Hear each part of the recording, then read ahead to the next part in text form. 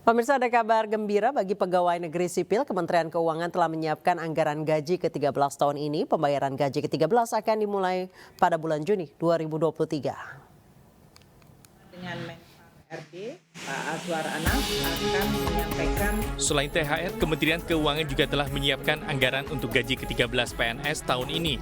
Gaji ke-13 pegawai negeri sipil akan dibayarkan mulai Juni 2023.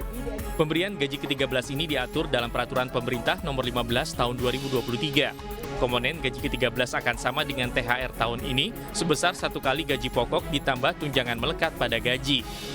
Tunjangan yang melekat pada gaji yaitu tunjangan keluarga, tunjangan pangan, serta tunjangan struktural fungsional atau tunjangan lainnya. Detail pelaksanaan gaji ke-13 akan diatur dalam Peraturan Menteri Keuangan.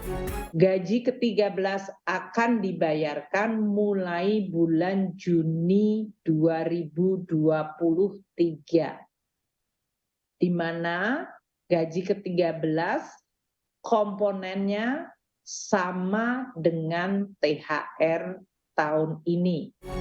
Tim Liputan iNews melaporkan. Jelang arus mudik Lebaran tahun 2023, sejumlah perbaikan dilakukan di jalur Pantura. Perbaikan dilakukan pada jalan yang rusak yang sering berakibat pada kemacetan dan kecelakaan lalu lintas saat arus mudik.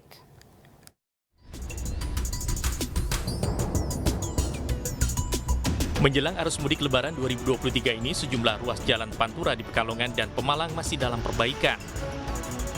Jalan mulai dibongkar dan dicor ulang karena kondisi sudah rusak.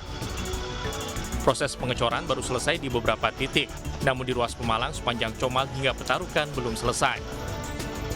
Kapolda Jawa Tengah meminta jajaran wilayahnya mengantisipasi kondisi lalu lintas karena adanya perbaikan jalan terutama di jalur Pantura Pekalongan Pemalang.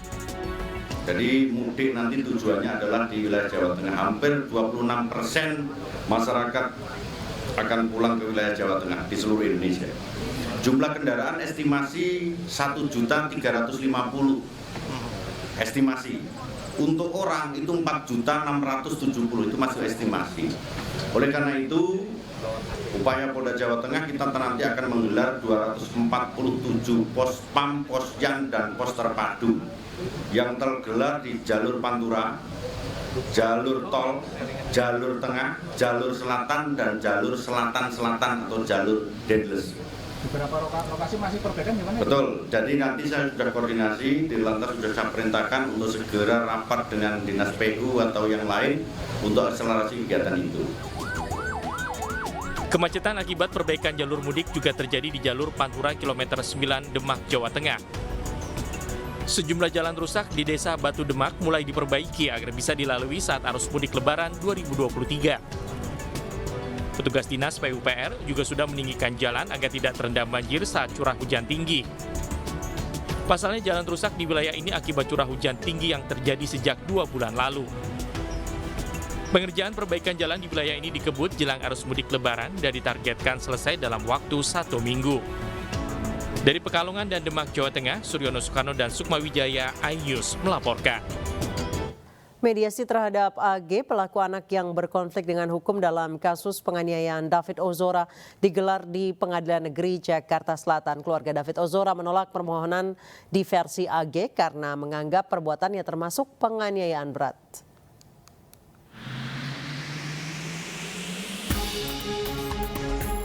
Mediasi antara pihak David Ozora dan pihak pelaku anak AG berlangsung secara tertutup di Pengadilan Negeri Jakarta Selatan.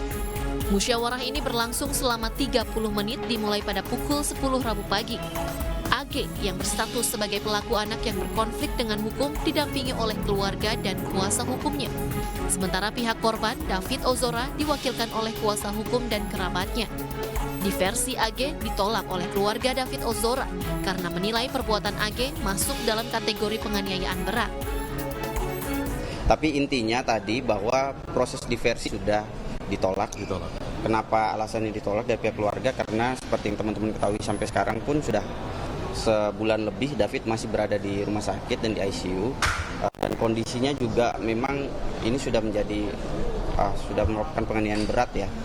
Jadi untuk diversi itu sudah memang sudah nggak ada. Usai mediasi dilakukan, sidang dilanjutkan dengan pembacaan dakwaan oleh majelis hakim. Presiden Joko Widodo mengutus Ketua Umum PSSI Erick Thohir untuk menemui Federasi Sepak Bola Dunia FIFA membahas penyelenggaraan Piala Dunia U20 2023 di Indonesia.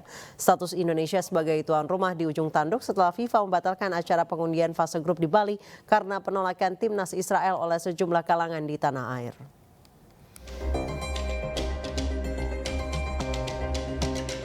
Status Indonesia sebagai tuan rumah Piala Dunia U20 tahun 2023 di ujung sebagai buntut adanya penolakan dari Gubernur Bali, Iwayan Koster, terhadap kehadiran timnas Israel di wilayahnya.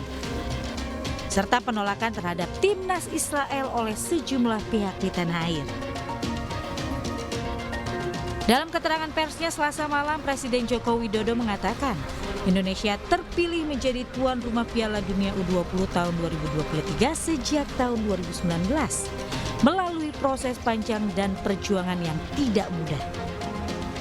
Sedangkan kepastian keikutsertaan timnas Israel baru didapatkan usai gelaran pra-kualifikasi Juli 2022. Presiden Joko Widodo telah mengutus Ketua Umum PSSI Erick Thohir menemui tim FIFA untuk mencari solusi terbaik agar status tuan rumah Piala Dunia U20 2023 tidak dibatalkan. Saat ditunjuk menjadi tuan rumah, kita belum mengetahui siapa yang akan menjadi tim peserta karena masih dalam proses pra-kualifikasi. Dan kepastian timnas Israel lolos seleksi Piala Dunia U20 baru kita ketahui pada bulan Juli 2022. Saya menjamin keikutsertaan Israel tidak ada kaitannya dengan konsistensi posisi politik luar negeri kita terhadap Palestina. Karena dukungan kita kepada Palestina selalu kokoh dan kuat. Dan dalam urusan Piala Dunia U20 ini kita sependapat dengan Duta Besar Palestina untuk Indonesia bahwa FIFA memiliki aturan yang harus ditaati anggotanya. Jadi, jangan mencampur adukkan urusan olahraga dan urusan politik.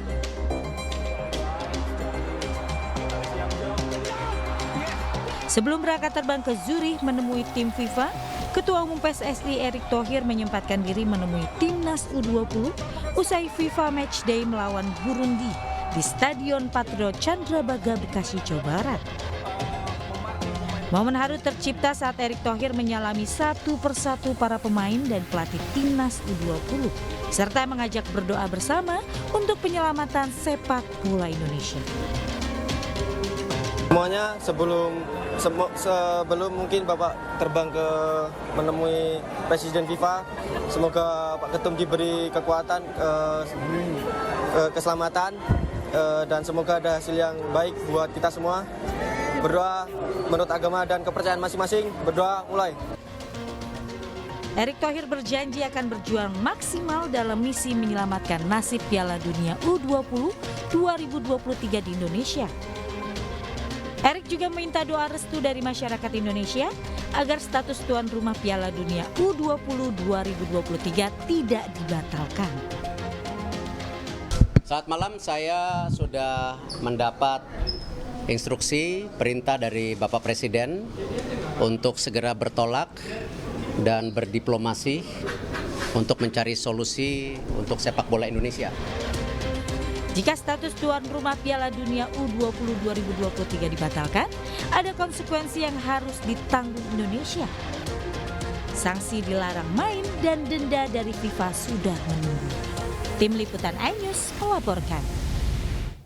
Kedua tersangka korupsi Kapuas, BBSB, dan AE akan dilakukan penahanan tahap pertama selama 20 hari di rutan KPK Merah Putih. Kedua tersangka diduga terima uang sejumlah 8,7 miliar rupiah yang digunakan untuk membayar 2 lembaga survei nasional.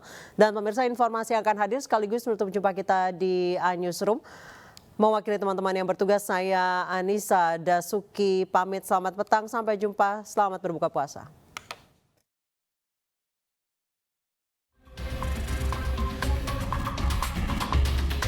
Bupati Kapuas, BBSB, dan anggota Komisi 3 fraksi Nasdem DPR RI AE ditetapkan KPK sebagai tersangka korupsi terkait penyelenggaraan negara yang melakukan, menerima, serta memotong pembayaran ASN.